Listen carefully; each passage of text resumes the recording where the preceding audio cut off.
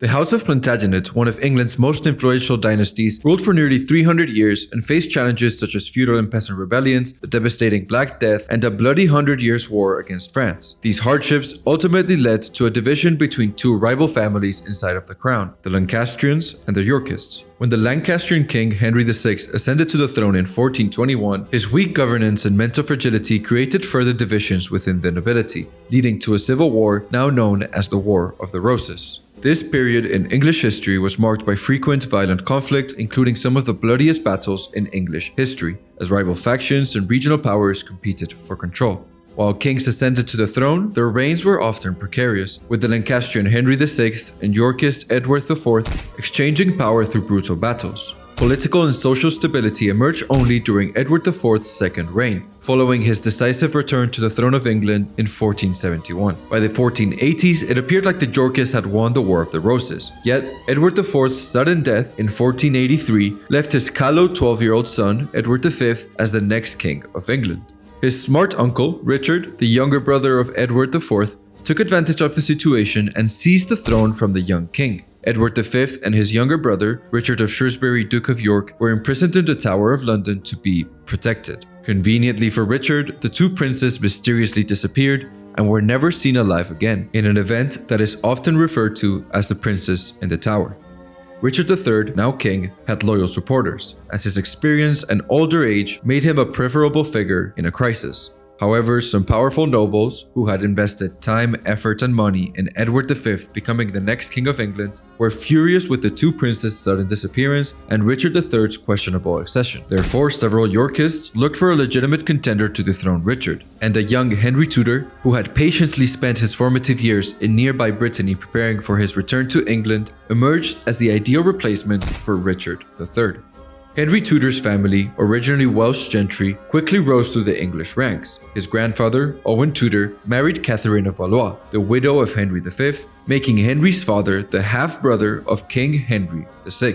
Henry had a direct connection to another English king, Edward III, through his mother, Margaret Beaufort. So, in short, Henry Tudor was the half-nephew of King Henry VI, and therefore, Henry Tudor was a member of the extended royal family. This weak but real connection to the throne was enough for the Yorkists, angered by Richard's coup, to rally behind Henry. When Richard learned about the rising figure of Henry Tudor across the Channel, he pressured the Duke of Brittany to hand him over. As a result, Henry fled to France, where he allied other disillusioned Yorkists to plan his return to England and fight for the throne.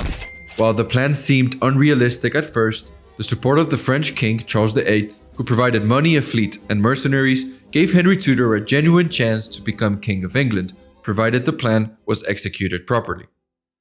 On August 7, 1485, Henry and his small band of loyal supporters landed in his childhood home of Wales. There, he rallied the locals and marched into the Midlands, determined to defeat Richard III in a decisive battle and seize the crown of England. Richard, initially underestimating Henry's threat, finally confronted the pretender in Leicestershire, where the famous Battle of Bosworth took place. It is important to mention that, like many other legendary battles, the Battle of Bosworth has been romanticized and immortalized in popular culture, and the lack of sources, or the bias of these sources, has made the story of the battle an ongoing topic of debate and study.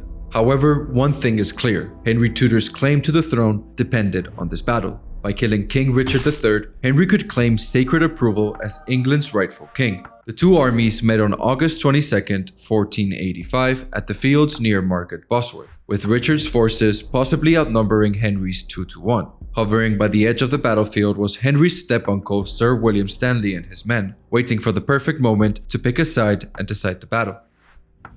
As the battle started, Richard's troops initially struggled, leading the king to make a bold but risky decision to charge directly at Henry Tudor and attempt to end the battle by killing his biggest threat in close combat. However, observing the tide of the battle turning against Richard III, Sir William Stanley, who had previously remained neutral, decisively intervened with his forces, swinging the momentum in favor of Henry Tudor.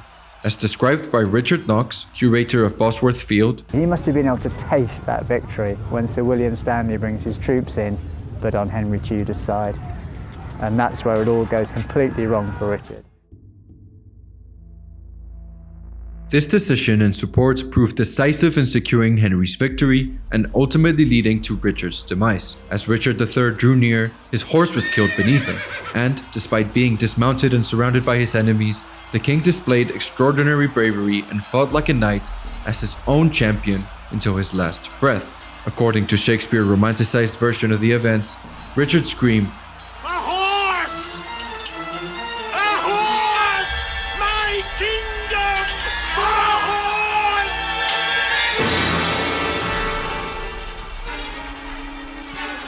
before being completely surrounded, killed, stripped of his clothes, and his corpse later humiliated. Richard's body was lazily buried and miraculously found 527 years later beneath a car park in 2012. His remains now lay buried at Leicester Cathedral. Because Henry was victorious at the Battle of Bosworth, he was, according to beliefs of the time, ordained by God as the rightful king of England. Henry and his men rode to a nearby hill, now known as Crown Hill, where they placed Richard's crown, found in a nearby bush where he was killed, upon his head. Henry was now King of England. But in the eyes of much of the population, Henry Tudor, now Henry VII, appeared as merely another usurper who could easily be overthrown in the ongoing War of the Roses. Henry VII inherited an extremely erratic England. He faced a multitude of challenges, including severe financial difficulties, widespread political instability, and a dangerous number of potential pretenders to the throne who hoped to become king just like Henry had done with Richard III. Consequently, a substantial portion of Henry VII's reign was dedicated to securing his position on the English throne, particularly during the uncertain early years of his rule. Much like his years of exile in Brittany, Henry VII ruled with patience, astute advisors, and a cautious approach. He aimed to establish a stable Tudor dynasty, effectively erasing the memory of the last Plantagenet king and the last English monarch to die in battle, Richard III. In the next video, we will cover Henry's coronation, his immediate priorities following Bosworth, and how, through Tudor propaganda and wise decisions, Henry VII was able to consolidate power, secure his throne, and establishing one of the most powerful dynasties that England has ever seen, the Tudors. Thanks for watching, good luck with your exams, and if you're just watching this for fun, be glad that you have no exams to worry about.